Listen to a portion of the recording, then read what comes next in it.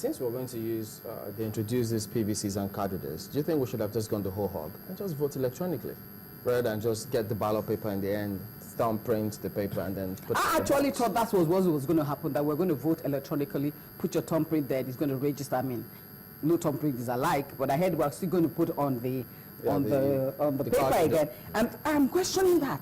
I'm questioning that a little bit. I said, well, does that really prevent a lot of things? Because there's still some issues there. But like I said, nations are growing. We are learning on this job. At least a few years of getting our democracy back. That's why we need to go through the process. When you write an exam, you didn't do too well, you take it to the next level. And that's why nobody should create violence, because it is a process. Nations are not built in a day. It's not an event. Whatever is happening now, we will get it better. And that's why if all of us are involved, nations will evolve faster. But when we just leave it to the politicians and say that's their business, then we won't get where we What about the conversation of, you know, the campaigns themselves, in terms of, are we getting enough of the messages that the politicians are bringing to us in terms of what they will do? Are you worried about that? I'm still worried that we didn't have these debates. I was looking forward to debates. I was looking forward to arguments. We're in the 21st century. We need to hear what is happening. But the messages are not too clear. But you see, that's us. That's who we are as Nigerians. Whether it's in our marriage sector, business life, we don't explain too well. So, like I said, the growing process again. But media, all of us, I was asking someone, how do we demand for this debate? So I even came up with the people's debate. I said maybe the people should do the debate. Call the PDP guy, call an ACI, and call the other groups, and let's talk on the behalf of these politicians if they don't know what to tell us. Well, the young ones have already started. They had a debate, I think, from the different political parties. They had a debate on Channels Television, the program Robin Minds. Yes, I heard about it, but I didn't watch it. I heard we had a repeat as well. Okay. We're hoping that the older ones, the people who are truly vying for office, will take a cue from these young ones and, you know, come to the podium and say what they have to offer. But in the meantime, what do you think that we can do to maybe we'll have to put it in our constitution. Maybe it has to be legislated. Maybe it has to be a policy. We have to go that far? Yes, we may have to go back. For the 21st century, we may have to go back. You see, we like to escape. That's who we are. When you watch us as a society, we're always escaping. We're not taking responsibility. Society must take responsibility. And as Nigerians, we move. When there's trouble here, we say, oh, no, she's the one, he's the one. Nobody is taking responsibility. And so it has reflected in our politics. So for now, I am in the business of trying to manage. I told someone on Facebook, and said, I am learning the gift of patience as a Nigerian. So allow this process to go through. Because we can't throw the baby and the bathwater out. So we just have to manage it. But it has to be looked into more critically. It is not done anywhere in the world that in an election like this, there will not be debates. They should come out and tell us with serious questions. Answer critically. Don't tell me I'm going to do this. Show me the process. Show me an example of what you're going to do to make this happen.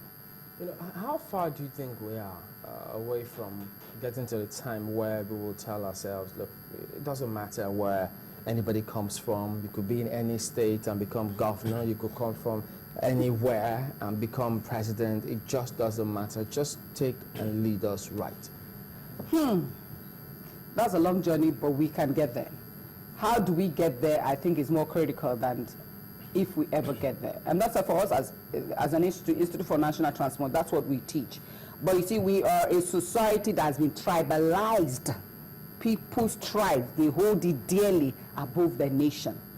Nationhood, or what we call nationalism and patriotism, has not been inbuilt in our hearts.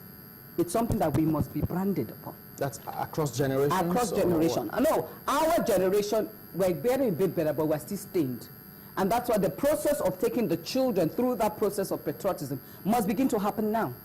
Because for me, I believe that Nigeria must break away from these tribal, regional issues and become more nationalistic and patriotic.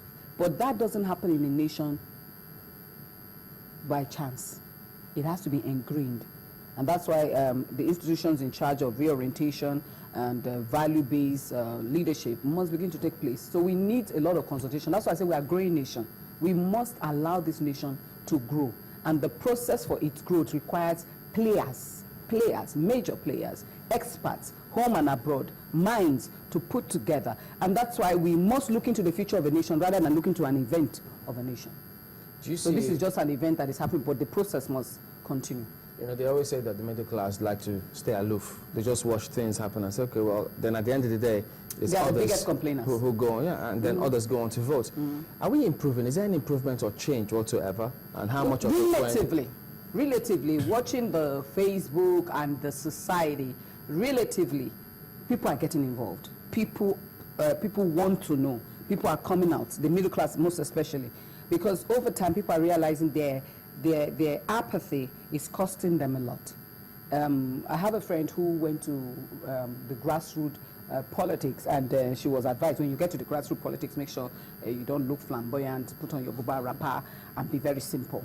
And when she got to the grassroots politics, she was shocked that the people at the grassroots, the level of decisions that they are making on our behalf was deep. And that's why it occurred to her that I am wasting my time playing big girl somewhere or being a chick. This is where the decisions are being made. These are the guys sending forth advices and sending people to the primaries and all that. And so I think political education, when we increase the momentum of political understanding and societal involvement, people will get more involved. But now people are more interested. They want to know what is happening. How about people going from the private sector into politics? Because it's always huge to make that leap. Some say, look, that's quantum leap if you want to do that, because you have to calculate what you lose or gain. Because if you get into politics, you know, many say, look, it's not exactly it's murky. Yes, because for now we still have major players on the scene. And as the days go by and the years go by, where elders will hand over to the next generation, politics will change. But for now, we are still on the transition level where we have elders at the gate, men determining, and as I call it, the scramble for Nigeria, determining where they are holding their territories. And as their hands become loose on those territories, you and I will make the transition even much better, because government is about all of us. So do you still plan to wear flats to elections when you go to vote? Oh, I'm wearing my sneakers. I'm wearing canvas and a jeans. I'm preparing on that day. Early, I'm there, live. I want to put my thumb down and make a decision. And I'm encouraging all my friends to do the same, because this is my country. I mean, we don't have anyone. Wherever I go, even if I become an American, I will be still called a Nigerian American. And so I'm proud of my country, and I'm absolutely a patriotic citizen. Thank you for coming on. Juliet Binitie is a faculty member, Institute for National Transformation. Institute for National Transformation. Thank you. We'll be back after the break. Join us again.